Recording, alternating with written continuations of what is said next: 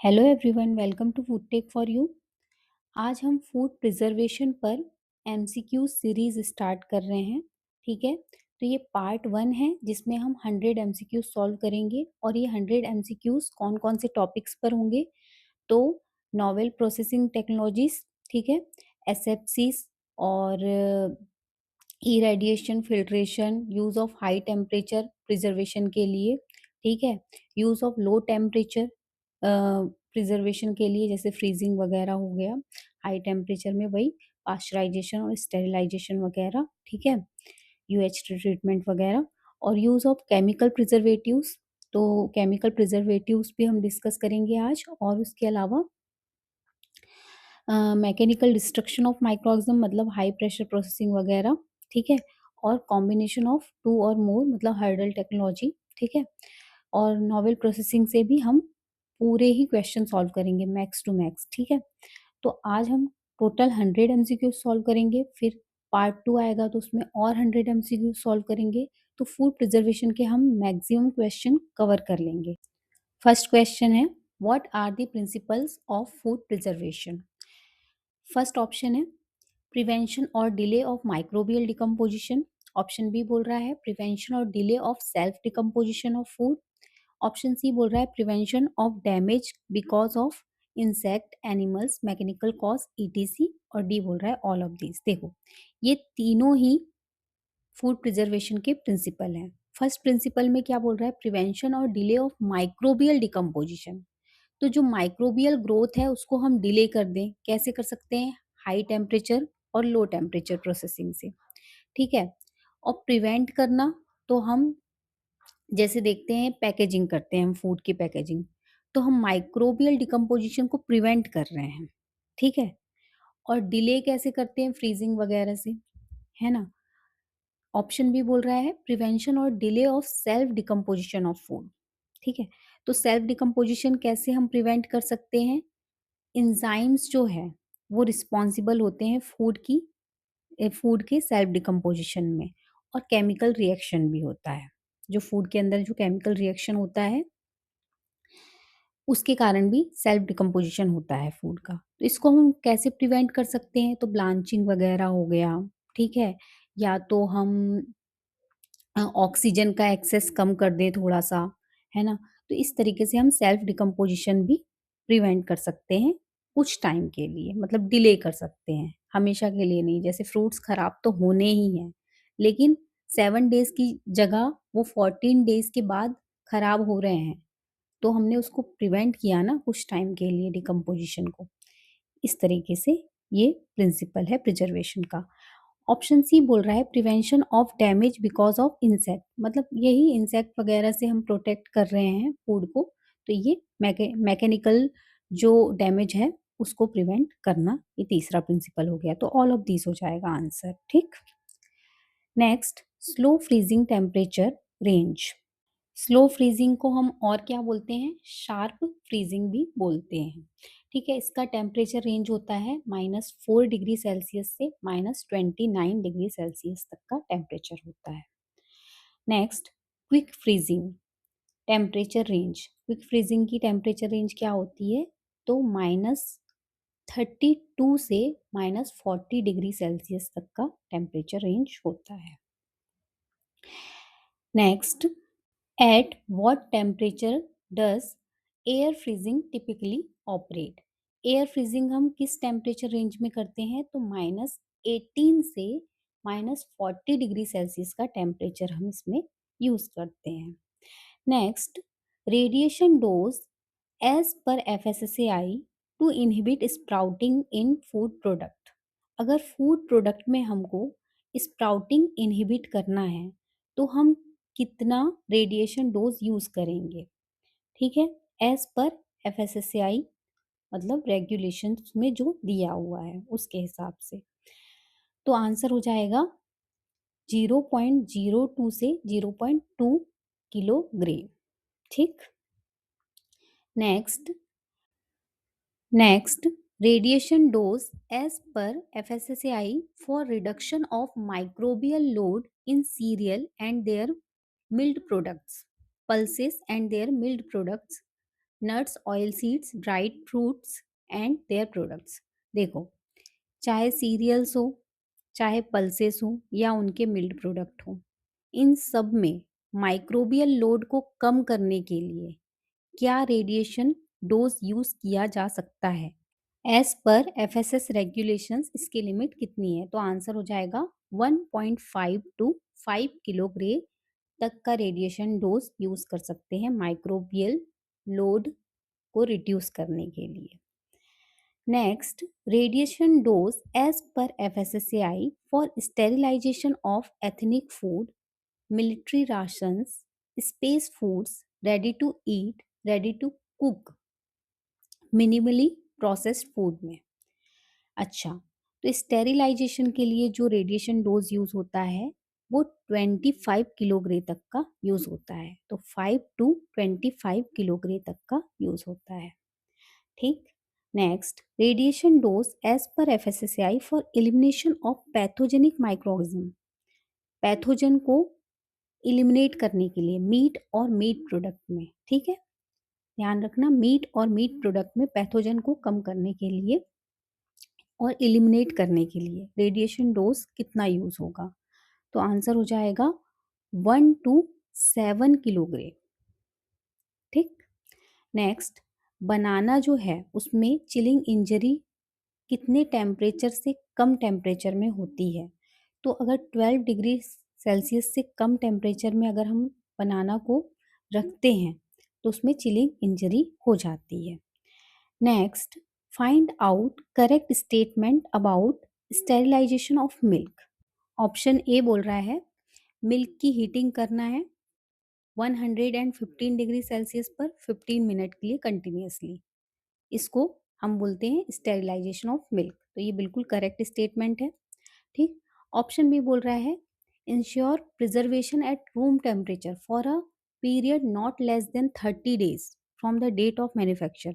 मतलब room temperature पर भी हम स्टेरिलाइज्ड मिल्क को एटलीस्ट 30 डेज के लिए रख सकते हैं। तो ये भी करेक्ट स्टेटमेंट है एज पर एफएसएस रेगुलेशंस। ठीक है, याद रखना कि डेफिनेशन दी हुई है एफएसएस रेगुलेशंस में स्टेरिलाइज्ड मिल्क की। तो उसका जो स्टैंडर्ड है वो ये बताया गया है कि एटलीस्ट हम उस स्टेरिलाइज्ड मिल्क को 30 डेज के लिए एटलीस्ट 30 डेज के लिए रूम टेम्परेचर में रख सकते हैं। ठीक है, प्रिजर्व कर सकते हैं। और बाकी 115 डिग्री सेल्सियस पे इसको 15 मिनट के लिए हीटिंग करेंगे तो स्टेरिलाइजेशन होता है। एक तो ये भी दिया हुआ है, तो दोनों ही स्टेटमेंट करेक्ट है। Next, indicator of pasteurisation. Pasteurisation का इंडिकेटर क्या है? तो आपको पता है कॉक्सिला बर्नेटी है, लेकिन देखो डिस्ट्रक्शन ऑफ माइकोबैक्टीरियम ट्यूबरक्लोसिस और कॉक्सिला बर्नेटी, ये दोनों का ही डिस्ट्रक्शन होता है पास्चराइजेशन में। ठीक है, और इंडिकेटर माइक्रोऑर्गेनिज्म पूछते हैं तो कॉक्सिला बर्नेटी इसका आंसर होता है। और फास्फाटेस्ट टेस्ट जो है वो भी नेगेटिव आना चाहिए। तो अगर ये टेस्ट नेगेटिव आता है तो पास्चराइजेशन अच्छे से हुआ है। तो आंसर हो जाएगा बोथ ए एंड बी। ठीक। Next, find out incorrect statement about pasteurization. Option A बोल रहा है means a microbicidal heat treatment aimed at reducing the number of any pathogenic microorganism in milk if present to a level at which they do not constitute a significant health hazard. सबसे पहले तो देखो जो pathogen होते हैं उनके कारण हम बीमार होते हैं, पैथोजेनिक माइक्रोऑर्गेनिज्म के कारण हम बीमार होते हैं अगर हम उनको कंज्यूम कर लेते हैं फूड के साथ तो। ठीक। और ऐसे माइक्रोब को किल करना ही पाश्चराइजेशन का एम है। और ऐसे माइक्रोब को किल करना या फिर इनका नंबर इतना रिड्यूस कर देना कि इनके कारण कोई हेल्थ हज़ार्ड ना हो। ठीक है, ये पाश्चराइजेशन का एम है, ये बोल रहा है फर्स्ट स्टेटमेंट। तो बिल्कुल सही है, क्योंकि पाश्चराइजेशन में हम पूरे तरीके से पूरे माइक्रोब को किल नहीं करते जैसे कि स्टेरिलाइजेशन में होता है। मैक्सिमम माइक्रोब को किल कर देते हैं। ठीक है, लेकिन पाश्चराइजेशन में पार्शियल किलिंग ऑफ माइक्रोब होता है। ठीक। तो इसीलिए पार्शियल किलिंग में कौन सी मेन जो एम होता है जिनका किलिंग करना होता है या फिर जिनका नंबर रिड्यूस करना होता है वो पैथोजेनिक माइक्रोऑर्गेनिज्म होते हैं, ठीक है। ऑप्शन बी बोल रहा है effectively destroy the organism Mycobacterium tuberculosis and Coxiella burnetii, ये भी बिल्कुल सही है। ऑप्शन सी बोल रहा है serve to give a negative phosphatase test, ठीक है। फास्फाटेस जो एंजाइम है ना, वो अगर किल हो जाता है या फिर वो इनएक्टिवेट हो जाता है, ठीक है, पास्चराइजेशन के टाइम पे, तो हम मानते हैं कि इफेक्टिवली पास्चराइजेशन किया गया है। वैसे ही ये इंडिकेटर एंजाइम है फास्फाटेस, और ये कॉक्सिला बर्नेटी जो है वो इंडिकेटर माइक्रोब है, ठीक। तो अगर कॉक्सिला बर्नेटी भी किल हो जाता है या वो इनएक्टिवेट हो जाता है तो भी पास्चराइजेशन इफेक्टिव माना जाता है। ऑप्शन डी बोल रहा है microbicidal heat treatment aim to kill all microorganism, नहीं, ऑल नहीं, बल्कि पैथोजेनिक मेनली, ठीक है, और partial killing of microorganism, all नहीं, ठीक।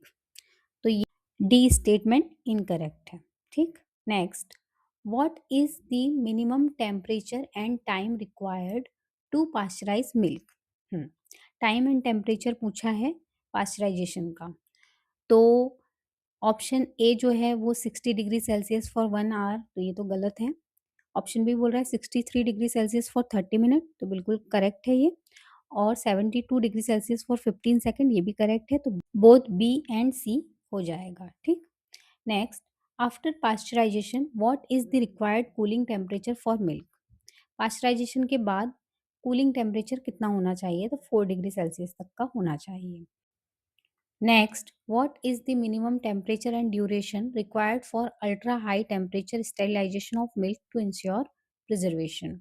यूएचटी स्टेरिलाइजेशन का मिनिमम टेम्परेचर और टाइम पूछा है, तो आंसर हो जाएगा 135 degree Celsius for at least 1 second, ठीक है, 135 degree Celsius for at least 1 second. Next, after UHT treatment the milk is packed under what condition to ensure preservation. UHT treatment के बाद मिल्क को किस कंडीशन में पैक करना चाहिए, तो ए सेप्टिक कंडीशन में, ठीक। Next, as per FSS regulations UST treated milk can be preserved at room temperature for a minimum of, answer हो जाएगा 15 डेज। देखो, ये मिनिमम रिक्वायरमेंट है, ठीक। अगर कोई मिल्क यूएचटी ट्रीटेड मिल्क है तो उसकी मिनिमम रिक्वायरमेंट है कि वो रूम टेम्परेचर पे उस मिल्क को हम मिनिमम 15 डेज तक रख सकते हैं आफ्टर ट्रीटमेंट, ठीक। उससे ज़्यादा रख सकते हैं तो भी कोई दिक्कत नहीं है, लेकिन एटलीस्ट 15 डेज के लिए उसको स्टोर किया जा सकता है रूम टेम्परेचर में, ये मिनिमम रिक्वायरमेंट है, ठीक। Next, the chief method of food preservation are, food preservation की चीफ मेथड क्या है, तो ऑप्शन ए बोल रहा है एसेप्सिस। एसेप्सिस क्या है, keeping out micro organism. Asepsis का एग्जाम्पल क्या हो जाएगा, तो फूड पैकेजिंग। पैकेजिंग में हम क्या करते हैं, माइक्रोब को एंटर ही नहीं होने देते फूड के अंदर, प्रिवेंट कर देते हैं एंट्री, ठीक। ये क्या है, एसेप्सिस। ऑप्शन बी बोल रहा है रिमूवल ऑफ माइक्रोऑर्गेनिज्म। आप जानते हैं कि जो फिल्ट्रेशन होता है, जैसे वाटर फिल्टर होता है ना, उसमें ऑस्मोसिस एक प्रोसीजर यूज होती है, वैसे ही अलग अलग टाइप के फिल्टर होते हैं, 1 माइक्रोन के, 2 माइक्रोन के, अलग अलग मतलब बैक्टीरिया के साइज के हिसाब से। तो ये जो मेथड है इसको हम फिल्ट्रेशन बोलते हैं, और इसमें माइक्रोब को हम फिल्टर आउट कर देते हैं। ई रेडिएशन भी इसी का एग्जाम्पल है, रिमूवल ऑफ माइक्रोऑर्गेनिज्म का। तो माइक्रोब को रिमूव करना, फिल्टर कर देना। नेक्स्ट बोल रहा है maintenance of anaerobic condition. Anaerobic condition हम कैसे मेंटेन कर सकते हैं, तो सीलिंग के, मतलब सीलिंग करके, कैन जो है कैनिंग हम करते हैं तो उसमें हम सीलिंग करते हैं, है ना, और एयर को हटा देते हैं, पहले वैक्यूम क्रिएट करते हैं। वैक्यूम कैसे करते हैं, एयर को बाहर करके। तो ये हो गया एनारोबिक कंडीशन प्रोवाइड करना। अगर ऑक्सीजन नहीं रहेगी तो एरोबिक जो माइक्रोब हैं वो भी ग्रो नहीं होंगे, ठीक है। तो ये भी एक मेंटेनेंस ऑफ एनारोबिक कंडीशन, ये भी प्रिजर्वेशन का पार्ट होता है। Use of high temperature, use of low temperature दोनों ही होता है प्रिजर्वेशन के लिए। लो टेम्परेचर में हम फ्रीजिंग वगैरह देख लेते हैं, चिलिंग, फ्रीजिंग ये सब। और हाई टेम्परेचर में क्या हो जाएगा, तो वही पास्चराइजेशन, स्टेरिलाइजेशन, कैनिंग, ये सब हाई टेम्परेचर ट्रीटमेंट हो गया। यूज़ ऑफ केमिकल प्रिजर्वेटिव आपको पता ही है, जैसे सोडियम बेंजोएट हो गया, प्रोपियोनिक एसिड हो गया, ये सब केमिकल प्रिजर्वेटिव हैं, ठीक। और वैसे ही ईदर डेवलप्ड बाय माइक्रोऑर्गेनिज्म, मतलब खुद माइक्रोब भी प्रिजर्वेटिव डेवलप करते हैं, जैसे कि प्रोपियोनिक एसिड, प्रोपियोनोबैक्टर जो है वो डेवलप करता है किसमें, स्विस चीज़ में, है ना? तो ये भी एक प्रिजर्वेशन का ही पार्ट हो गया। वैसे ही फर्मेंटेशन में हम देखते हैं लैक्टिक एसिड वगैरह प्रोड्यूस होता है, तो वो भी कहीं न कहीं प्रिजर्वेशन वाला पार्ट हो जाता है, ठीक है, फर्मेंटेशन। बाकी एफ बोल रहा है मैकेनिकल डिस्ट्रक्शन ऑफ माइक्रोब, कैसे? हाई प्रेशर प्रोसेसिंग वगैरह से। तो ये भी करेक्ट है, प्रिजर्वेशन का ही पार्ट है। ऑप्शन जी बोल रहा है कॉम्बिनेशन ऑफ टू और मोर ऑफ अबव मेथड, इसको हम क्या बोलेंगे, हर्डल टेक्नोलॉजी, ठीक है। हमने कई सारे हर्डल क्रिएट कर दिए माइक्रोब की ग्रोथ के लिए, जैसे कि हाई टेम्परेचर भी हमने अप्लाई कर दिया, फिर हमने एसिडिक कंडीशन रख दी, पीएच लो कर दिया, तो माइक्रोब जो है वो बहुत तरीके से उसको ग्रोथ में हर्डल मिल रहा है, अब वो आगे नहीं बढ़ पा रहा, अब वो ग्रो नहीं कर पा रहा, तो ये भी एक मेथड ऑफ प्रिजर्वेशन है, तो ऑल ऑफ दीस हो जाएगा। Next next match the following with respect to prevention और delay of microbial decomposition.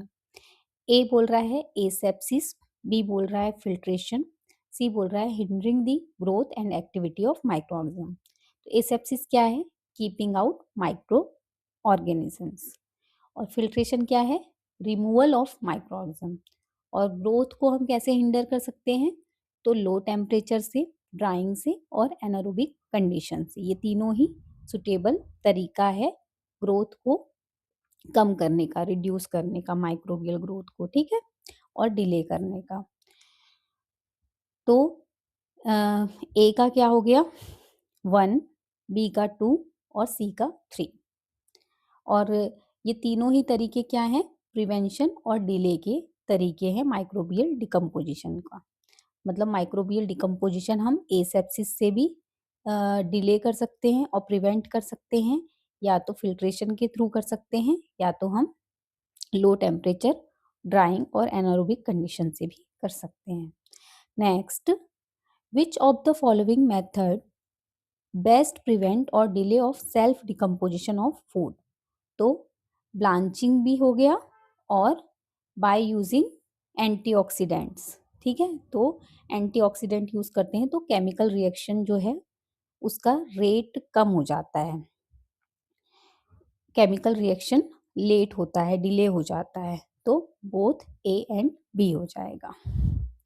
Next, high pressure processing is also known as, answer हो जाएगा पास्कलाइजेशन, ठीक है, हाई प्रेशर प्रोसेसिंग को हम पास्कलाइजेशन भी बोलते हैं। Next, the process of applying heat under control condition to remove water normally present in food, इसको क्या बोलेंगे, बहुत इजी है, डिहाइड्रेशन, ठीक।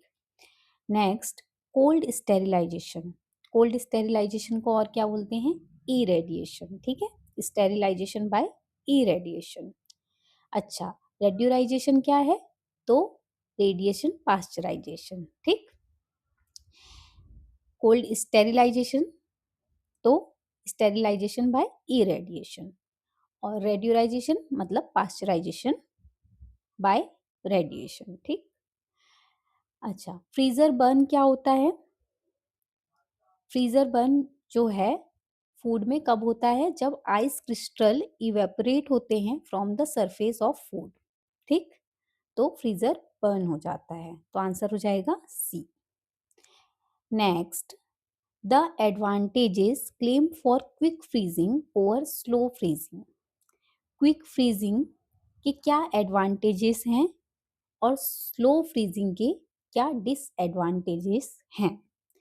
तो जो स्मॉलर आइस क्रिस्टल फॉर्म होते हैं किस केस में, क्विक फ्रीजिंग के टाइम पे, जबकि हम स्लो फ्रीजिंग में देखते हैं तो बड़े-बड़े आइस क्रिस्टल फॉर्म हो जाते हैं फूड प्रोडक्ट के ऊपर, जिसके कारण फूड प्रोडक्ट की सेल वॉल और सेल मेम्ब्रेन डैमेज हो जाती है। मतलब जैसे कि मान लो कोई फ्रूट का हम एग्जांपल लेते हैं, एप्पल का, ठीक है? तो उसकी जो सेल वॉल है और सेल मेम्ब्रेन है वो डैमेज हो जाएगी और अंदर भी मतलब मैकेनिकल डैमेज होता है एक तरीके से, ठीक है? और जब हम क्विक फ्रीजिंग की बात करते हैं तो क्विक फ्रीजिंग में छोटे-छोटे आइस आइस क्रिस्टल बनते हैं, जिसके कारण मैकेनिकल डिस्ट्रक्शन कम होता है और इंटैक्ट सेल होती है फूड की। बी बोल रहा है, there is a shorter period of solidification and therefore less time for diffusion of soluble material and separation of ice. Quick freezing में क्या होता है, सॉलिडिफिकेशन का टाइम बहुत कम मिलता है, जिसके कारण डिफ्यूजन कम होता है, इसीलिए जो सॉल्युबल मटेरियल का सेपरेशन भी कम होता है, तो ये भी बिल्कुल सही है। सी बोल रहा है, there is more prompt prevention of microbial growth, तो ये भी करेक्ट है, क्योंकि देखो क्विक फ्रीजिंग में क्या होता है, कोल्ड शॉक लगता है माइक्रोब्स को, तो जिसके कारण वो किल हो जाते हैं। देखो पूरे माइक्रोब किल तो नहीं होते फ्रीजिंग में, लेकिन उनकी ग्रोथ इनहिबिट जरूर हो जाती है, ठीक है? और जिसके कारण वो ग्रो नहीं कर पाते उस टेम्परेचर में और उनकी ग्रोथ इनहिबिट हो जाती है, कुछ किल भी हो जाते हैं, लेकिन कुछ सर्वाइव भी करते हैं, लेकिन ग्रो नहीं करते, ठीक? तो ऑल ऑफ दीज हो जाएगा। Next, how can the retention of green colour be improved during blanching? देखो, जब हम वेजिटेबल की ब्लांचिंग करते हैं, फ्रूट्स में ब्लांचिंग जो है वो डिज़ायरेबल नहीं होती, क्योंकि फ्रूट्स की जब हम ब्लांचिंग करते हैं तो फ्रूट्स सॉफ्ट हो जाते हैं, उनकी क्रंचीनेस चली जाती है, जिसके कारण ब्लांचिंग जो है वो डिज़ायरेबल नहीं होती फ्रूट्स में। लेकिन वहीं पे जब हम वेजिटेबल की बात करते हैं तो वेजिटेबल में ब्लांचिंग जो है वो डिज़ायरेबल है और उसका मेन रीज़न है, पहले तो एंजाइम्स जो होते हैं वो इनएक्टिवेट हो जाते हैं।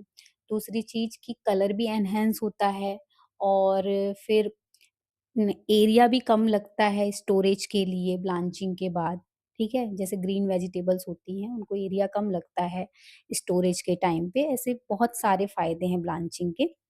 सेपोनिन भी कम हो जाता है और ग्रीन कलर भी प्रिवेंट कर सकते हैं हम, ग्रीन कलर रिटेन कर सकते हैं ब्लांचिंग में। किस तरीके से? By adjusting pH to alkaline condition. जब हम पीएच जो है एडजस्ट कर देते हैं एल्कलाइन कंडीशन में, मतलब बढ़ा देते हैं, 7 से ऊपर कर देते हैं, और या तो हम चिलेटिंग एजेंट यूज करते हैं, तो दोनों ही केस में बेटर रिटेंशन होता है ग्रीन कलर का ब्लांचिंग के टाइम पे। Next, which of the following describe lag phase with respect to growth curve of microbial culture? Lag phase क्या होता है? जहां पर कोई ग्रोथ नहीं होती माइक्रोब की, इवन डिक्लाइन हो जाता है नंबर में, इसको हम लैग फेज बोलते हैं। Next, which of the following describe exponential phase with respect to growth curve of microbial culture? एक्सपोने एक्सपोनेंशियल फेज क्या होता है? जिसमें ग्रोथ बढ़ते जाती है, मल्टीप्लिकेशन होता है माइक्रोब का, है ना? तो rate of multiplication is most rapid and is constant, मतलब कॉन्स्टेंटली ऐसे इंक्रीज होता है ग्राफ, तो उसको बोलते हैं हम एक्सपोनेंशियल फेज।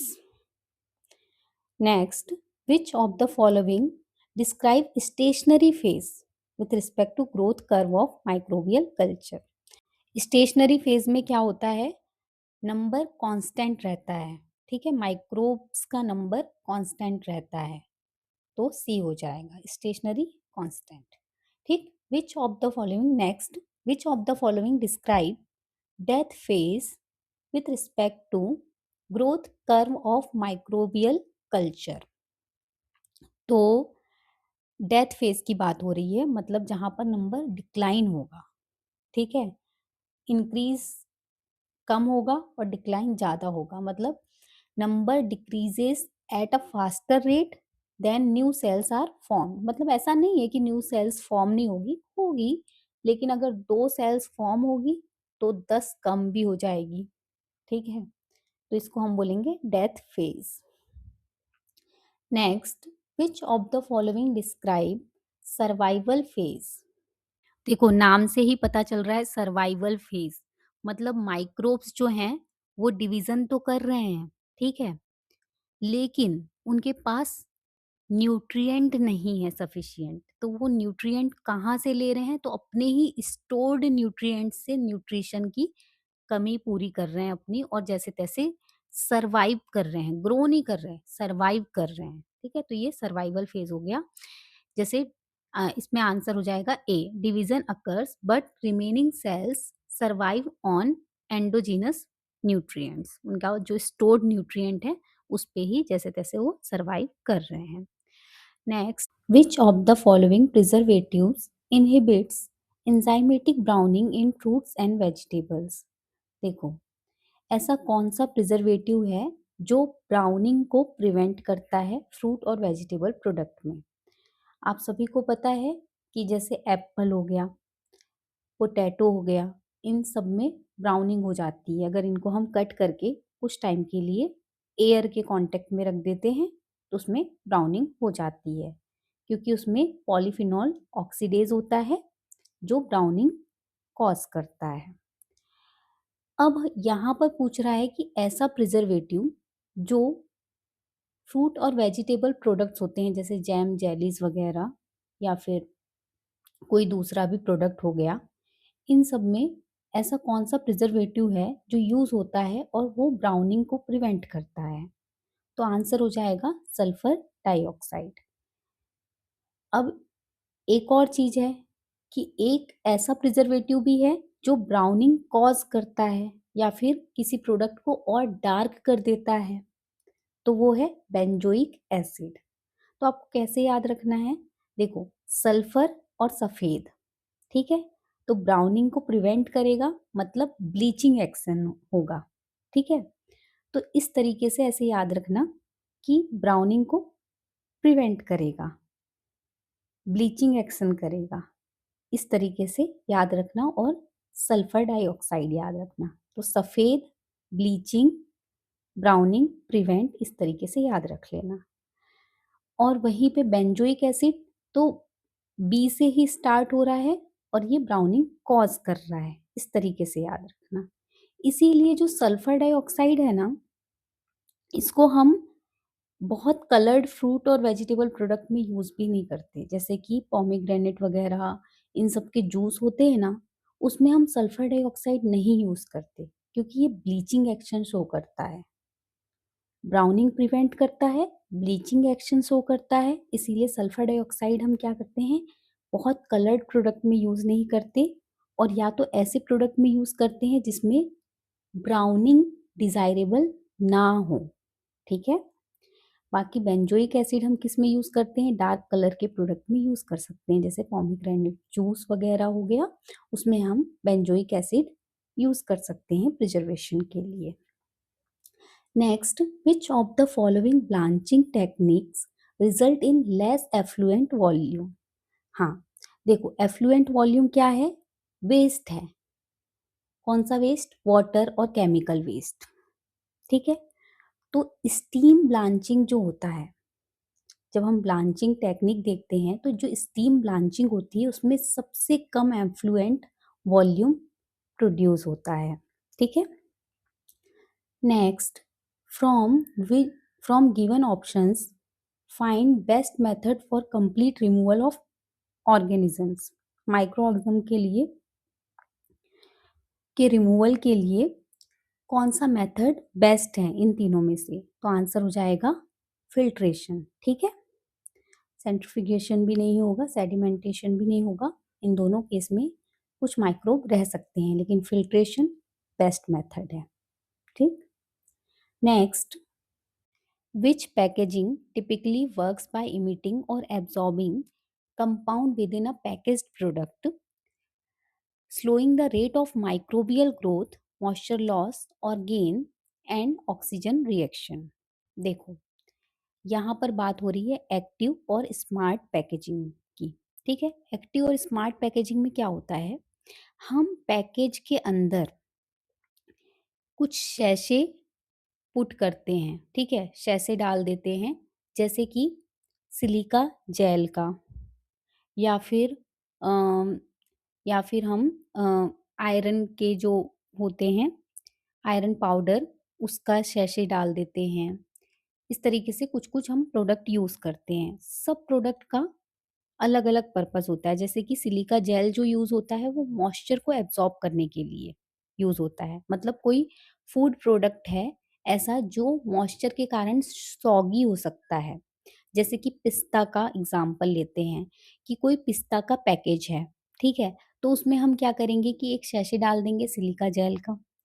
तो जितना भी मॉइस्चर एक्स्ट्रा होगा उस प्रोडक्ट में, वो सिलिका जेल एब्ज़ॉर्ब कर लेगा, ठीक है?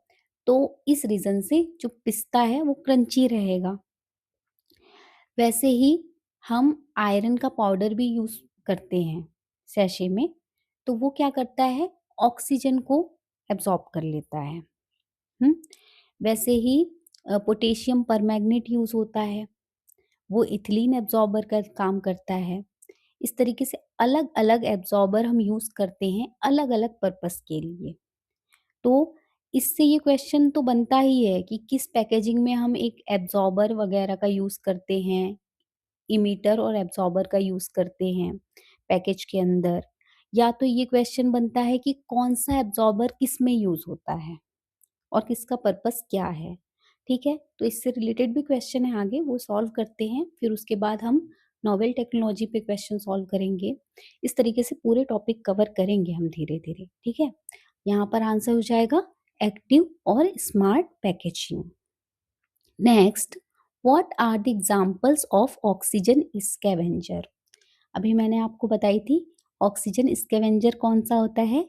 आयरन पाउडर जो होता है वो ऑक्सीजन स्कैवेंजर का काम करता है।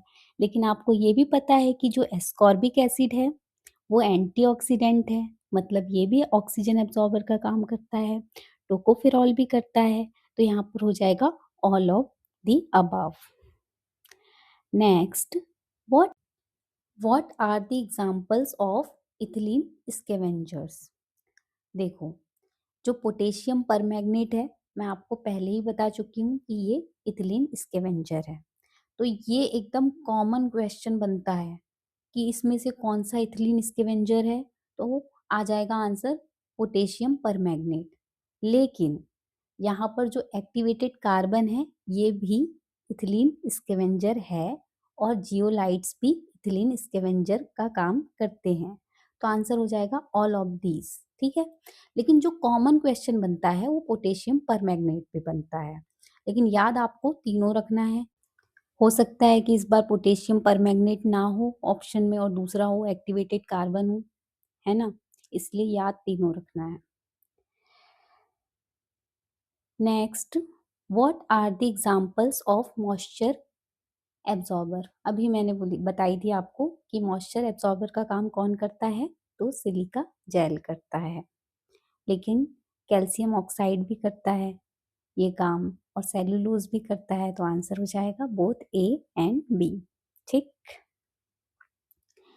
अच्छा, किस चीज़ में यूज़ होता है? तो फिश, पोल्ट्री, सीरियल, स्नैक्स, ये सब में यूज़ होता है, ठीक है?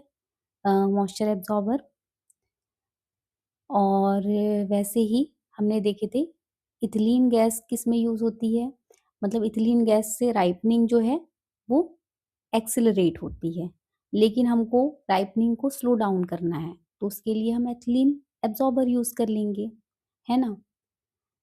Okay, next, carbon dioxide scavenger, emitter.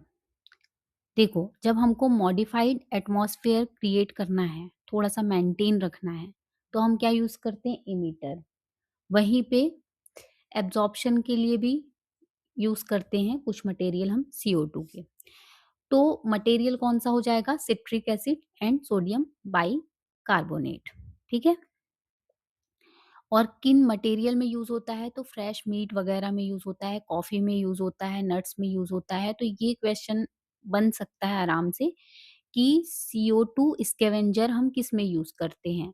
और ऑप्शन में दे देगा कॉफ़ी। तो बहुत ही मतलब ईज़िली आपको आंसर में कॉफ़ी मार्क कर देना है, ठीक है? या तो मीट वग़ैरह भी ऑप्शन में रहा तो मीट में भी आप फ्रेश मीट को भी करेक्ट कर सकते हो, ठीक है?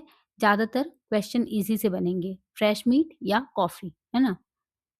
बाकी ये नट्स वगैरह जो है ना, इसमें जनरली हम ये सब यूज़ नहीं करते CO2 स्कैवेंजर वगैरह। इसमें हम ज़्यादातर क्या यूज़ करते हैं, सिलिका जेल। वो मॉइस्चर वाला केस होता है क्योंकि नट्स वगैरह में क्या होता है, क्रंच हमको चाहिए रहता है, ठीक है? आगे बढ़ जाते हैं। हाँ, अब फ्लेवर एब्ज़ॉर्बर, ठीक है? तो ये सेलुलोज़ वगैरह ये सब एक्टिवेटेड क्ले वगैरह यूज़ होता है और एंटी माइक्रोबियल एजेंट, तो इसमें आंसर हो जाएगा सिल्वर कंपाउंड। और ऑप्शन में देखना, ज़्यादा से ज़्यादा सिल्वर कंपाउंड दिया रहेगा या तो निसिन दिया रहेगा, ठीक है? क्योंकि निसिन भी एंटी माइक्रोबियल एजेंट की तरह यूज़ होता है चीज़ वगैरह प्रोडक्ट में। इस चीज़ प्रोडक्ट हो गया, मिल्क प्रोडक्ट जो है ना उसमें होता है, निसिन यूज़ होता है और या फिर सिल्वर कंपाउंड यूज़ होते हैं। बाकी ये जो बाकी वाले ऑप्शन है ना, स्पाइस एक्सट्रैक्ट, ये सब क्वेश्चन में नहीं आएगा, ऑप्शंस में नहीं आएगा। ऑप्शंस में क्या आएगा, सिल्वर कंपाउंड आएगा या फिर निसिन आएगा, ठीक है? और आंसर भी वही होगा, एंटी माइक्रोबियल एजेंट के लिए जो यूज़ करते हैं हम, वही यूज़ करते हैं, ठीक है? Inhibit microbial growth. हुँ। अब यहाँ पर anti microbial active packaging integrates agent like essential oil, हाँ, एसेंशियल ऑयल वगैरह को भी यूज़ करते हैं हम, ठीक है? बाकी बस इतना ही याद रखना है। आगे बढ़ जाते हैं। Ways to maintain of anaerobic condition. Anaerobic condition हम किस तरीके से मेंटेन कर सकते हैं? तो या तो हम रिप्लेस कर देते हैं एयर बाय कार्बन डाइऑक्साइड और बाय इनर्ट गैस, ठीक है? एस सच एस नाइट्रोजन, ठीक? तो एक ये तरीका हो गया। दूसरा एयर टाइट सील्स, ठीक है? वैक्यूम क्रिएट कर देते हैं। या तो वैक्यूम क्रिएट कर दो या तो एयर को कार्बन डाइऑक्साइड से रिप्लेस कर दो या नाइट्रोजन से रिप्लेस कर दो या फिर ऑक्सीजन स्कैवेंजर यूज़ कर लो, ठीक है? ये तीनों ही तरीका है एनारोबिक कंडीशन मेंटेन करने के लिए, तो ऑल ऑफ दिस हो जाएगा। Next, disaccharide sugar present in milk, बताओ कौन सी है डाइसैकेराइड? तो लैक्टोज हो जाएगी क्योंकि गैलेक्टोज क्या है, मोनोसैकेराइड है। बाकी देखो गैलेक्टोज जो है और गैलेक्टोज और ग्लूकोज दोनों को मिला के क्या बनता है, लैक्टोज बनता है। तो अगर जब हम लैक्टोज को तोड़ते हैं, ठीक है, सिंपल शुगर में, तो कौन कौन से मोनोसैकेराइड निकलते हैं, गैलेक्टोज और ग्लूकोज, है ना? लेकिन यहाँ पूछा है disaccharide sugar present in milk, तो आंसर हो जाएगा lactose. Next, liquid is filtered through a previously sterilised bacteria proof filter made of. अब देखो यहाँ पर बस क्वेश्चन ये है कि कौन से फिल्टर हम यूज करते हैं। फिल्टर किससे बना होता है, सिंटर्ड ग्लास से, डायएटोमेसियस अर्थ से, अनग्लेज्ड पोर्सिलीन से, ठीक है, मेम्ब्रेन पैड्स होते हैं उसमें। फिर लिक्विड जो है वो फोर्स किया जाता है थ्रू बाय पॉजिटिव और नेगेटिव प्रेशर। तो any of the above, answer हो जाएगा एनी ऑफ द अबव, ठीक है। रिवर्स ऑस्मोसिस भी यूज होता है फिल्ट्रेशन में, है ना, जिसमें हम मेम्ब्रेन को यूज करते हैं और मेम्ब्रेन से फिर सेमी परमिएबल मेम्ब्रेन से फिर हम पॉजिटिव प्रेशर से उसको लिक्विड पास कराते हैं। ये तो सब टेक्निक यूज़ होती है फिल्ट्रेशन में। बाकी फिल्ट्रेशन पे अभी मेरे पास ज़्यादा क्वेश्चन मैंने बनाए नहीं हैं, आगे मैं बनाऊँगी। तो नेक्स्ट पार्ट जो आएगा हम उसमें फिल्ट्रेशन कवर करेंगे, ठीक है? आगे बढ़ते हैं। Why is slow freezing considered undesirable? Slow freezing जो है वो अनडिजायरेबल क्यों है? बस इतनी सी बात है, इसमें लार्ज क्रिस्टल फॉर्म होते हैं जो कि प्रोडक्ट को डैमेज कर देते हैं, प्रोडक्ट में मैकेनिकल डैमेज कॉज करते हैं और धीरे धीरे वो फिर केमिकल चेंजेस भी आने लगते हैं प्रोडक्ट के अंदर। तो अल्टीमेटली प्रोडक्ट जो है वो खराब हो जाता है, इसीलिए ये अनडिजायरेबल है। Next, which preservative are typically used to prevent mold growth and ropes in baked goods and mold inhibition in many cheese product? अच्छा, यहाँ पर पूछा है मोल्ड ग्रोथ और रोप को बेक्ड गुड में प्रिवेंट करने के लिए हम कौन-सा प्रिजर्वेटिव यूज़ करेंगे? तो प्रोपियोनेट्स यूज़ करते हैं आप, चाहे वो कैल्शियम प्रोपियोनेट हो, चाहे वो सोडियम प्रोपियोनेट हो। तो बोथ ए एंड बी हो जाएगा। Next, what happens to the microbial cells when PEF is applied? अब यहाँ पर पीईएफ क्या है? पल्स इलेक्ट्रिक फील्ड है, ठीक है? तो पल्स इलेक्ट्रिक फील्ड में माइक्रोबियल सेल्स के साथ क्या होता है? इलेक्ट्रोपोरेशन हो जाता है, ठीक है? एक तो इलेक्ट्रोपोरेशन होता है, उसके अलावा जो सेल मेम्ब्रेन होती है ना, वो डैमेज हो जाती है माइक्रोब की, और उसके बाद माइक्रोब्स जो होते हैं वो इनएक्टिवेट हो जाते हैं। तो अल्टीमेटली माइक्रोब की धज्जियाँ उड़ा दी जाती है पल्स्ड इलेक्ट्रिक फील्ड में, ठीक है? तो बोथ ए एंड बी हो जाएगा। Next, the basic principle of pulse electric field food processing involves application of, अच्छा किस टाइप की पल्सेस यूज होती है? शॉर्ट पल्स यूज होती है ना, छोटी छोटी पल्स, कुछ सेकेंड्स की पल्स यूज होती है, और हाई इलेक्ट्रिकल फील्ड यूज होता है for duration of micro to milli seconds, मतलब माइक्रो टू मिली सेकेंड्स का, ठीक है? की पल्सेस यूज होती है to a food product which is placed between a set of electrodes in processing chamber. इस तरीके से पल्स इलेक्ट्रिक फील्ड में काम होता है। इसका प्रिंसिपल यही है कि शॉर्ट पल्स यूज करते हैं हाई इलेक्ट्रिकल फील्ड की for duration of micro to milli seconds, और इससे क्या होता है, जो माइक्रोब की सेल मेम्ब्रेन है वो डैमेज हो जाती है, और फिर इलेक्ट्रोपोरेशन हो जाता है, और अल्टीमेटली माइक्रोब जो है वो इनएक्टिवेट हो जाता है, और इस तरीके से हम अपने प्रोडक्ट को सेफ कर लेते हैं, मतलब उसमें माइक्रोबियल ग्रोथ को रिड्यूस कर लेते हैं, ठीक? Next, what combination can enhance the preservative action of pulse electric field on food? अच्छा, हम और क्या कॉम्बिनेशन में यूज़ कर सकते हैं पल्स इलेक्ट्रिक फील्ड टेक्निक के साथ? हाई टेम्परेचर यूज़ करेंगे, या लो टेम्परेचर यूज़ करेंगे, या माइल्ड हीट ट्रीटमेंट यूज़ करेंगे, या फिर फ्रीजिंग यूज़ करेंगे? तो बेस्ट ऑप्शन क्या है? माइल्ड हीट ट्रीटमेंट जो है, अगर हम पल्स इलेक्ट्रिक फील्ड के साथ में माइल्ड हीट ट्रीटमेंट यूज़ करते हैं, तो हम प्रोडक्ट को और ज़्यादा अच्छे से प्रोसेस कर पाते हैं, ठीक है? तो आंसर हो जाएगा B, combining with mild heat treatment 40 to 50 degree Celsius. Next, find out incorrect statement about pulse electric field processing. अच्छा, यहाँ पर बताना है कौन सा स्टेटमेंट इनकरेक्ट है पल्स इलेक्ट्रिक फील्ड प्रोसेसिंग के बारे में। ऑप्शन ए बोल रहा है it is best suited to the food product which has low electrical conductivity, no air bubble, and is easy to pump. तो ये बिल्कुल करेक्ट स्टेटमेंट है। लो इलेक्ट्रिकल कंडक्टिविटी वाले फूड प्रोडक्ट में ये बेस्ट सूटेड है, ठीक है, क्योंकि एयर बबल कम बनते हैं और इजी टू पंप होता है। ऑप्शन बी बोल रहा है generally used for processing of liquid food. हाँ, तो देखो ये क्वेश्चन आराम से बन सकता है कि जो पल्स इलेक्ट्रिक फील्ड है, पल्स इलेक्ट्रिक फील्ड प्रोसेसिंग जो है, वो कौन से फूड प्रोडक्ट में जनरली यूज होती है? तो लिक्विड फूड प्रोडक्ट में यूज होती है। अब लिक्विड फूड प्रोडक्ट कौन कौन से हो गए? तो फ्रूट जूस हो गया, मिल्क हो गया, योगर्ट हो गया, सूप हो गया, बियर हो गया, राइस वाइन हो गया, लिक्विड एग हो गया, एप्पल साइडर हो गया, इन सब में यूज करते हैं। फिर ऑप्शन सी बोल रहा है it is not applied effectively in solid food.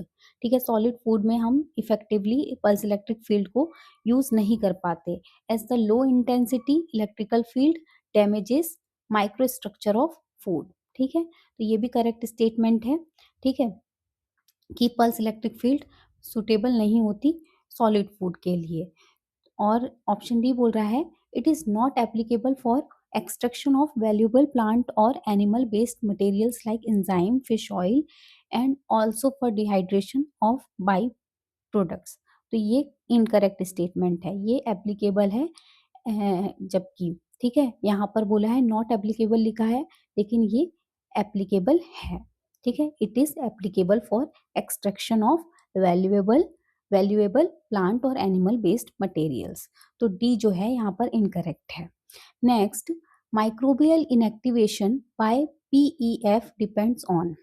देखो बहुत सारी चीज़ों पर डिपेंड करता है, जैसे कि field strength, initial microbial load कितना है, टाइप ऑफ माइक्रोब्स कौन से हैं, माइक्रोबियल ग्रोथ फेज कौन सा चल रहा है, duration and number of electrical pulses पे भी डिपेंड करता है, फिर इनिशियल आयोनिक कॉन्सेंट्रेशन पे भी डिपेंड करता है, एंड कंडक्टिविटी ऑफ मीडिया। ठीक है, इस पे भी डिपेंड करता है, तो ऑल ऑफ दीज हो जाएगा। Next, what are the advantages of PEF processing? Pulse electric field processing का एडवांटेजेस क्या है? ऑप्शन ए है कि पल्स इलेक्ट्रिक फील्ड जो है वो बहुत इफेक्टिव है in inactivating most of pathogenic and spoilage microorganism, तो बिल्कुल सही बात है।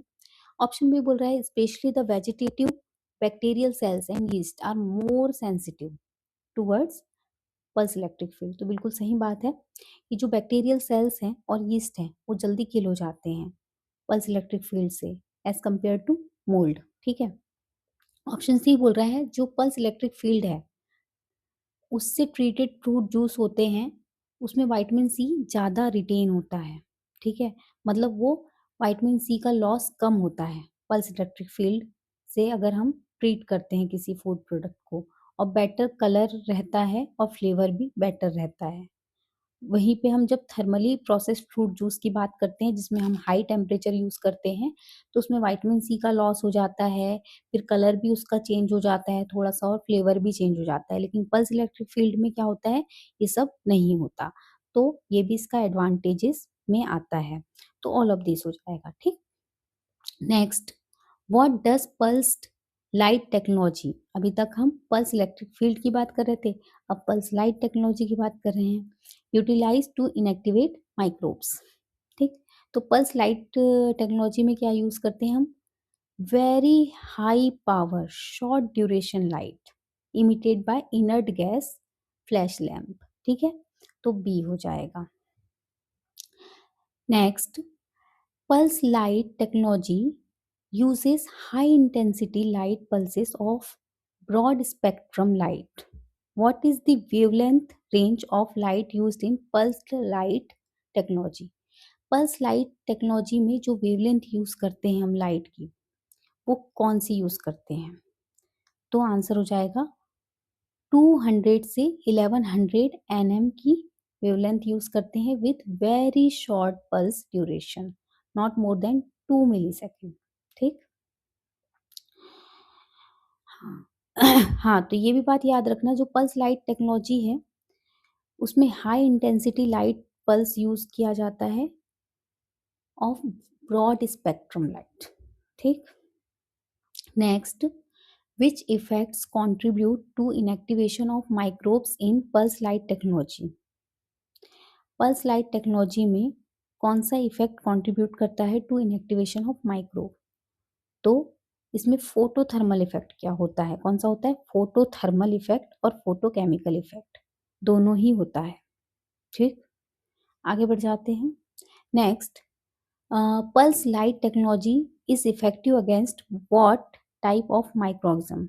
पल्स लाइट टेक्नोलॉजी जो है वो इफेक्टिव है किस टाइप के माइक्रोब को किल करने के लिए? तो सभी हो जाएंगे, बैक्टीरिया हो चाहे वायरस हो चाहे यीस्ट हो चाहे पैरासाइट हो, सबको किल कर देती है पल्स लाइट। ठीक, आगे देखते हैं। What is one of the main effects of pulse light technology on microbial cells? Microbial cells पे क्या इफेक्ट होता है पल्स लाइट टेक्नोलॉजी का? तो डीएनए डैमेज हो जाता है।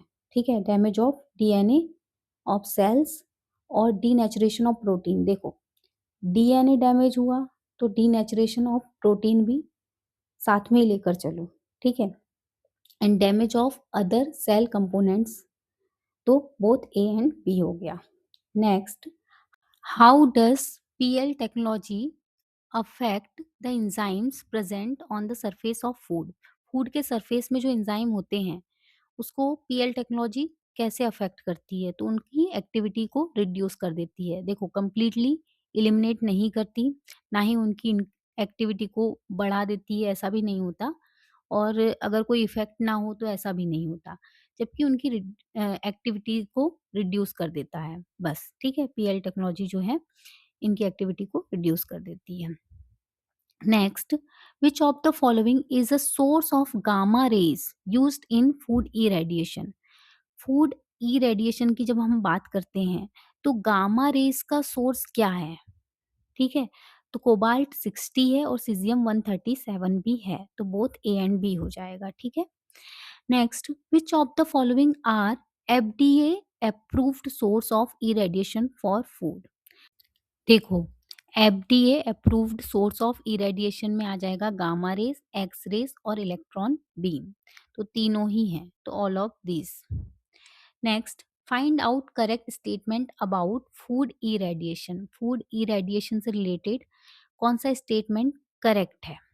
ऑप्शन ए बोल रहा है when very short wavelength radiations like x raise and gamma rays are applied on any material they liberate electron from molecule and cause ionization and ionizing radiation। तो ये बिल्कुल सही स्टेटमेंट है।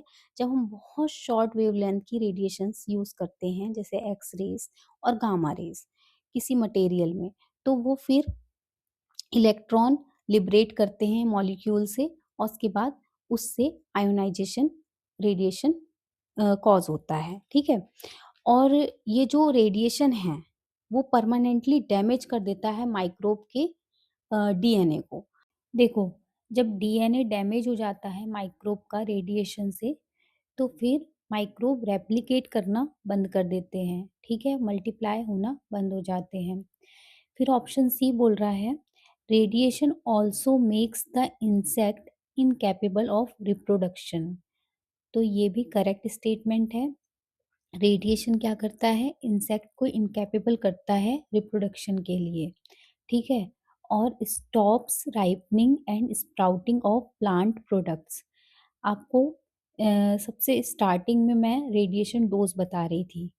कितना रेडिएशन डोज यूज़ होता है sprouting को inhibit करने के लिए, ठीक है? और राइपनिंग के लिए या फिर पैथोजन को किल करने के लिए। तो अलग-अलग रेडिएशन डोज यूज़ होते हैं अलग-अलग पर्पस के लिए, ठीक है? जैसे अनियन वगैरह में स्प्राउटिंग को अगर इनहिबिट करना है, तो हम रेडिएशन डोज़ यूज़ करते हैं 0.02 से 0.2 किलोग्रे तक का, है ना? तो आप लोगों को ये चीज़ याद रखनी है। और हाँ, ये स्टेटमेंट भी करेक्ट हो गया। डी स्टेटमेंट बोल रहा है it preserves food without increasing the temperature. इसीलिए तो इसको हम कोल्ड स्टेरिलाइजेशन बोलते हैं। क्या बोलते हैं? Cold sterilisation. क्योंकि इसमें क्या होता है, फूड प्रोडक्ट स्टेरिलाइज भी हो जाता है और विदाउट इंक्रीजिंग टेम्परेचर ये काम हो जाता है। तो इसीलिए हम इसको क्या बोलते हैं? Cold sterilisation. तो all of this are correct statements. Next, time temperature indicator, biosensors, ripeness indicators and radio frequency identification are some quality indicators which can be used in। कौन सी पैकेजिंग में यूज होते हैं ये सब टाइम टेम्परेचर इंडिकेटर वगैरह? तो intelligent packaging में use होते हैं, तो ए हो जाएगा। Next, polycyclic aromatic hydrocarbons are formed during cooking from all of the following accept.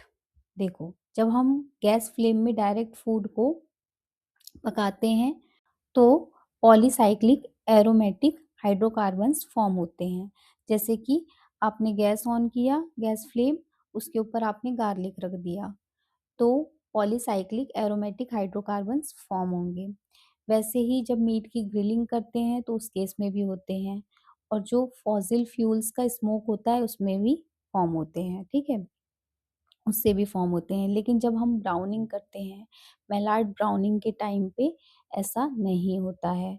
तो डी जो है ये करेक्ट ऑप्शन है, ठीक? Next, high pressure processing is also known as. HPP को हम और क्या बोलते हैं? तो उसको हम हाई हाइड्रोस्टेटिक प्रेशर प्रोसेसिंग भी बोलते हैं और अल्ट्रा हाई प्रेशर प्रोसेसिंग भी बोलते हैं। तो आंसर हो जाएगा both A and B. Next, generally applied frequency in industrial equipment in microwave heating. Microwave heating में जो जनरली जो फ्रीक्वेंसी यूज होती है वो कौन सी है? तो 2450 मेगा हर्ट्ज। ठीक। Next, which of the following factors are known to affect the heat resistance of cells or spores? तो ऑप्शन ए बोल रहा है टेम्परेचर टाइम रिलेशनशिप, तो बिल्कुल करेक्ट है। बी बोल रहा है इनिशियल कॉन्सेंट्रेशन ऑफ स्पोर्स, ये भी करेक्ट है। सी बोल रहा है previous history of vegetative cells और स्पोर्स, तो ये भी करेक्ट है। तो ऑल ऑफ दीज हो जाएगा। ठीक। Next, in aseptic packaging, preservative used to sterilize the packaging material. aseptic packaging में पैकेजिंग मटेरियल को स्टेरिलाइज करने के लिए कौन सा प्रिजर्वेटिव यूज होता है? तो हाइड्रोजन परऑक्साइड यूज होता है। नेक्स्ट, इन क्रायोजेनिक फ्रीजिंग लिक्विड नाइट्रोजन जो है वो यूज की जाती है एक्सट्रीमली लो बॉइलिंग पॉइंट की। ठीक है। तो जो लिक्विड नाइट्रोजन है उसका बॉइलिंग पॉइंट क्या होता है? तो -196 डिग्री सेल्सियस होता है। ठीक है। Next, HPP processing works on which of the following principles. जो हाई प्रेशर प्रोसेसिंग है वो किस प्रिंसिपल पर काम करती है? तो ली चैटरलीस प्रिंसिपल पे भी काम करती है और आइसोस्टेटिक रूल्स पर भी काम करती है। ठीक है। तो बोथ ए एंड बी हो जाएगा। Next, which of the following are more heat resistant and required more thermal death time in given temperature? तो आंसर हो जाएगा बैक्टीरियल स्पोर्स। बैक्टीरियल सेल्स तो जल्दी किल हो जाते हैं लेकिन जो बैक्टीरियल स्पोर्स होते हैं उनको किल करने में टाइम लगता है। ठीक। Next, what is the typical pressure range used in high pressure processing for food product? जो हाई प्रेशर प्रोसेसिंग है, ठीक है, उसमें जो प्रेशर की रेंज होती है वो कितनी होती है? तो 50 टू 1000 मेगा पास्कल तक की यूज होती है। Next, pressure and temperature range most commonly used during HPP of food products। देखो यहाँ पर एक रेंज बताइए 50 टू 1000 मेगा पास्कल तक की रेंज यूज होती है हाई प्रेशर प्रोसेसिंग में। अब ये क्वेश्चन पूछ रहा है कि जो मोस्ट कॉमनली यूज्ड प्रेशर और टेम्परेचर रेंज है वो बताओ। तो आंसर हो जाएगा 300 से 600 मेगा पास्कल और 10 मिनट, मतलब अप टू 10 मिनट के लिए यूज होती है। ठीक है। तो ये most commonly use temperature range है, प्रेशर रेंज है, सॉरी। ठीक है। Next, find out incorrect statement about high pressure processing. तो ऑप्शन ए बोल रहा है यीस्ट और मोल्ड जो है वो more sensitive to HPP than bacteria. तो ये बिल्कुल सही है, यीस्ट एंड मोल्ड ज़्यादा सेंसिटिव होते हैं as compare to bacteria. B बोल रहा है gram negative bacteria are more sensitive to HPP then gram positive bacteria. तो ये भी करेक्ट है, ग्राम नेगेटिव बैक्टीरिया जो है वो मोर सेंसिटिव होते हैं to HPP then gram positive bacteria. C बोल रहा है HPP results in better retention of nutritional and sensory qualities.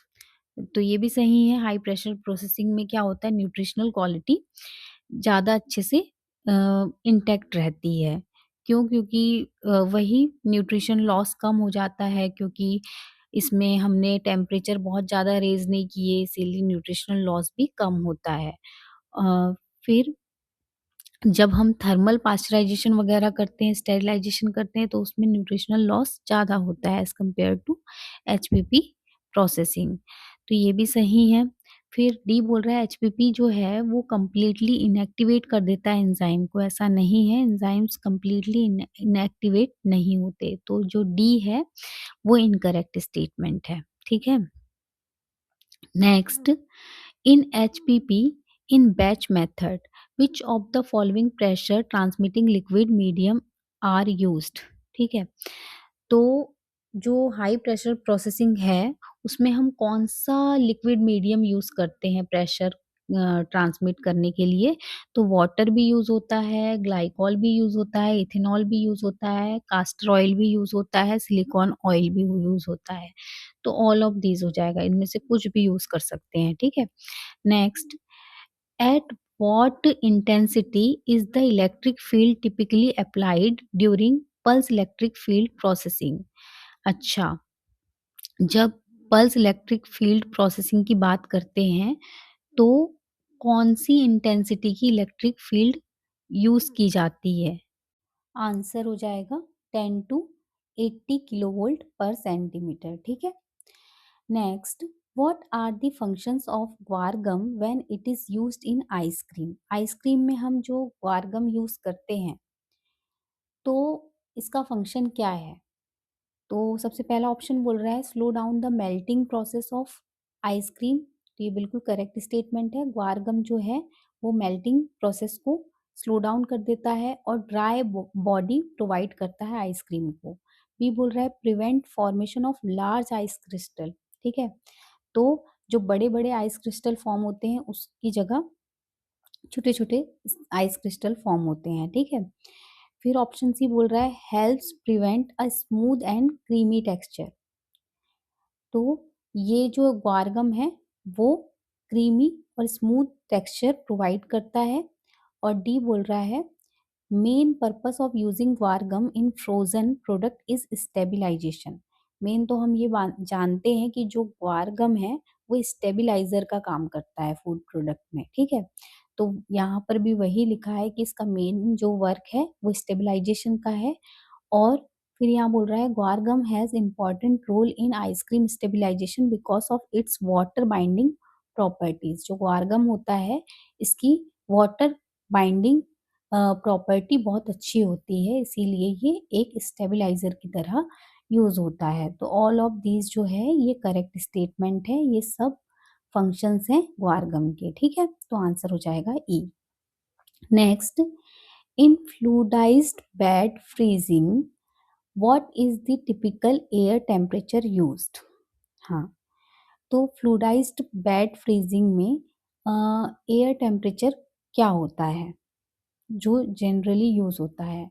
तो -34 डिग्री सेल्सियस यूज होता है।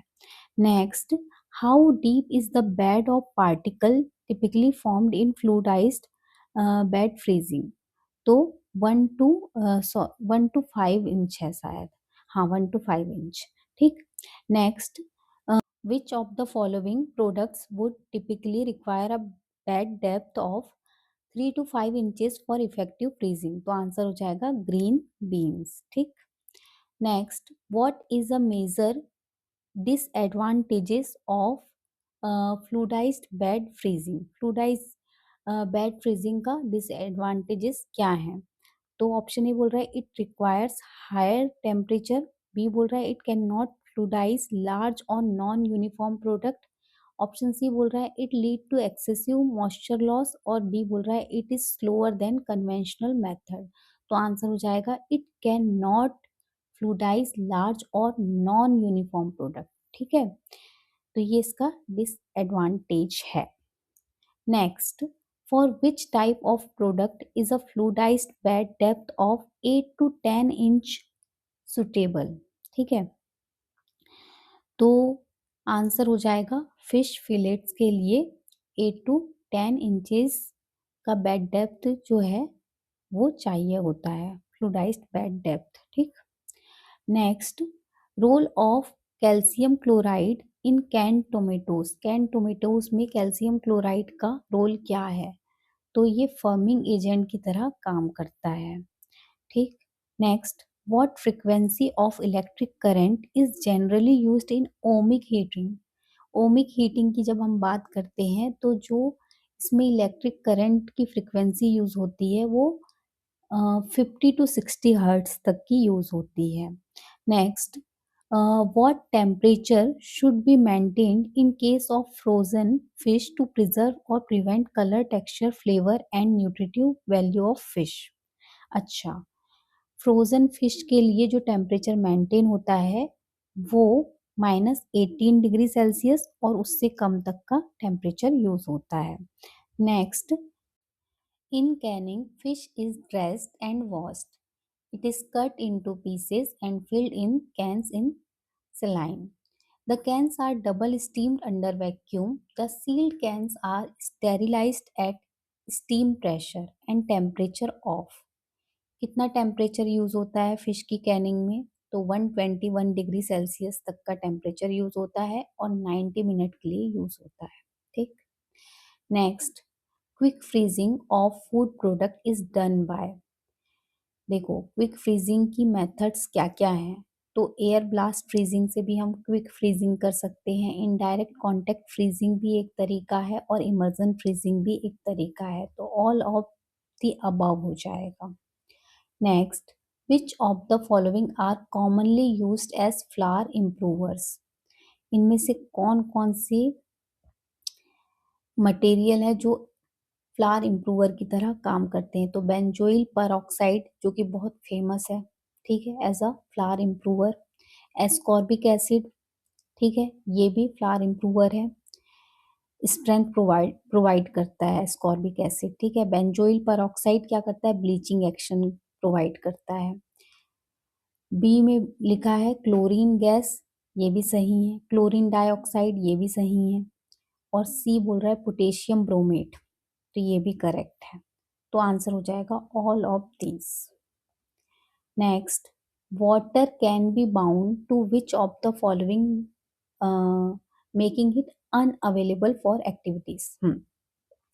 वाटर इनमें से किसके साथ बाउंड हो जाएगा और उसके बाद अनअवेलेबल हो जाएगा माइक्रोबियल एक्टिविटी के लिए? तो देखो, सॉल्ट भी यूज होता है प्रिजर्वेशन के लिए, शुगर भी यूज होता है और लार्ज मॉलिक्यूल भी बाइंड हो जाते हैं वाटर के साथ, ठीक है।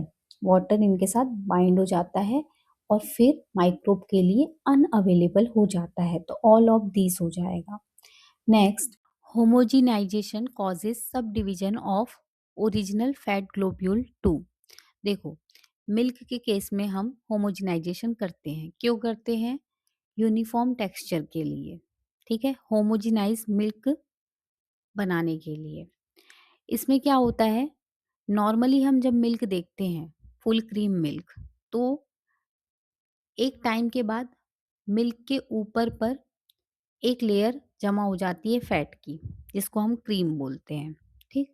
लेकिन जब हम होमोजिनाइज मिल्क की बात करते हैं तो उसमें जो फैट ग्लोब्यूल है उनको हाई प्रेशर में बहुत छोटे छोटे पार्टिकल में सब डिवाइड कर दिया जाता है। इतना उनको प्रेशर में सब डिवीजन किया जाता है कि वो अलग अलग सेपरेट होना बंद हो जाए, ऊपर एक लेयर फॉर्म करना बंद कर दे, ठीक है। तो पूरा मिल्क जो है फिर यूनिफॉर्म लगता है, ठीक। यही होमोजेनाइजेशन है। तो इसमें जो सब डिवीजन होता है फैट ग्लोब्यूल का, तो क्या साइज हो जाता है रिड्यूस होके लेस देन 2 माइक्रोन डायमीटर हो जाता है, ठीक। Next, pressure and temperature used in single stage homogenisation of milk. तो कितना यूज होता है? 2000 से 2500 psi एंड 60 डिग्री सेल्सियस का टेम्परेचर यूज होता है, ठीक। Next, what is the significance of achieving a negative phosphatase test immediately after pasteurisation? तो आंसर हो जाएगा it confirms effective pasteurisation of milk. Next, what range of temperature is typically used in both air blast freezing and tunnel freezing? तो इसमें temperature range जो use होता है वो -18 से -34 डिग्री सेल्सियस का यूज होता है। Next, effectiveness of propionate decreases with an increase in pH, ठीक।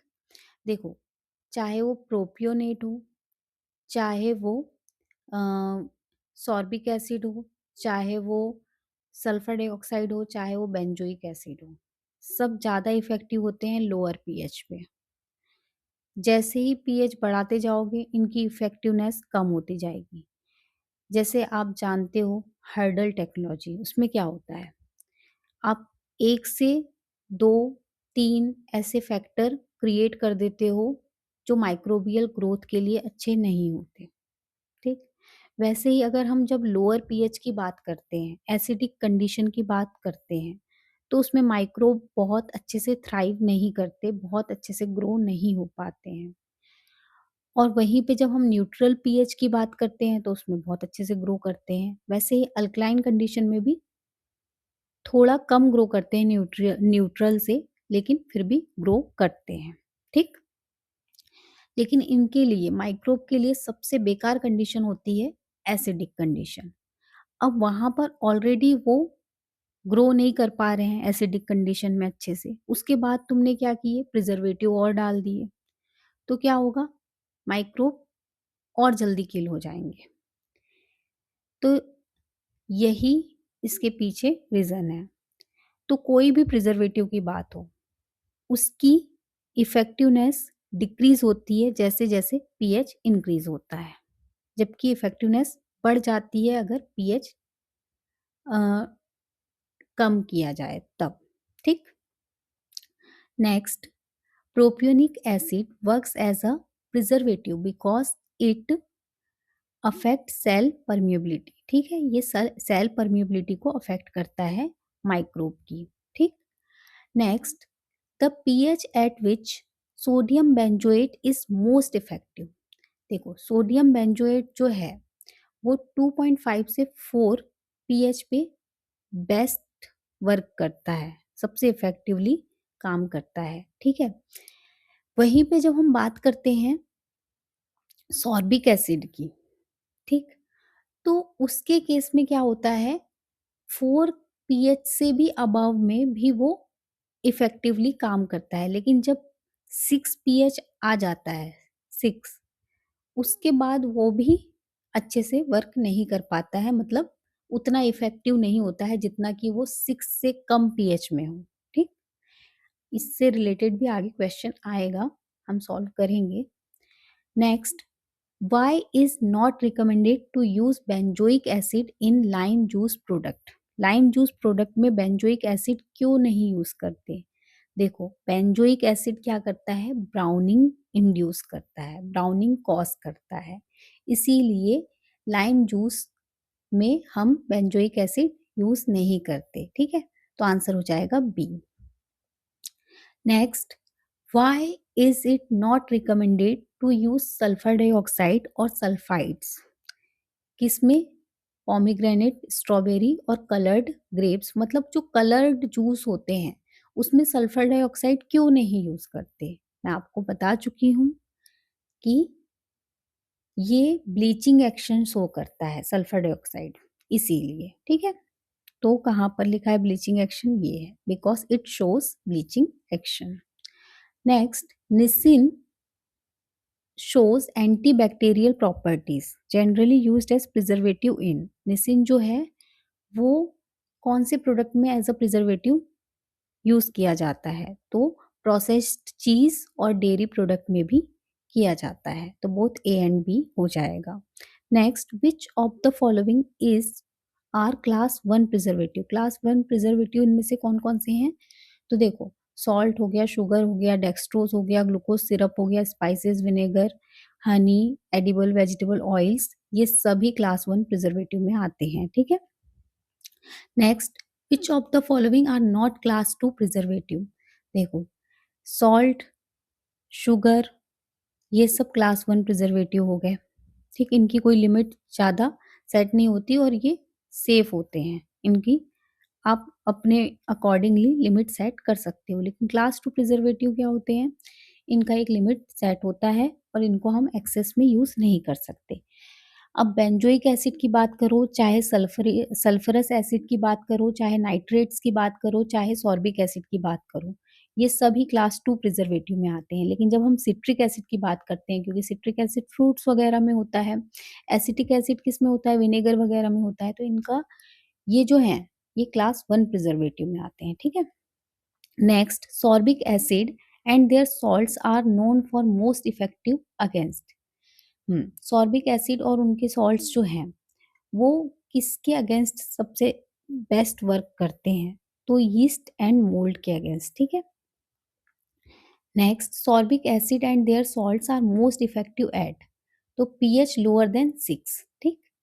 ये 4 पीएच पे भी से अबव में काम कर लेगा। मतलब अगर हम कंपेयर करते हैं बेंजोइक एसिड और सॉर्बिक एसिड में, तो बेंजोइक एसिड जो है वो 4 पीएच तक ज़्यादा इफ़ेक्टिवली काम करता है, 2.5 से 4 पीएच तक। लेकिन जो सॉर्बिक एसिड है वो 4 पीएच के बाद भी अच्छे से काम करेगा, 6 पीएच तक करेगा। लेकिन उसके बाद फिर उसकी इफ़ेक्टिवनेस भी कम हो जाती है। तो pH values lower than 6, okay. Next, sodium nitrite used in many processed meat, it inhibits the growth of. Sodium nitrite जो है वो क्लोस्ट्रीडियम बोtulinum की ग्रोथ को इनहिबिट करता है। Thank you all. वीडियो अच्छा लगे तो वीडियो को लाइक करो, चैनल को सब्सक्राइब करो। और भी क्वेश्चंस हैं नेक्स्ट वीडियो में हम सॉल्व करेंगे, ठीक है। तो अभी तो हमने 100 क्वेश्चन सॉल्व कर चुके हैं।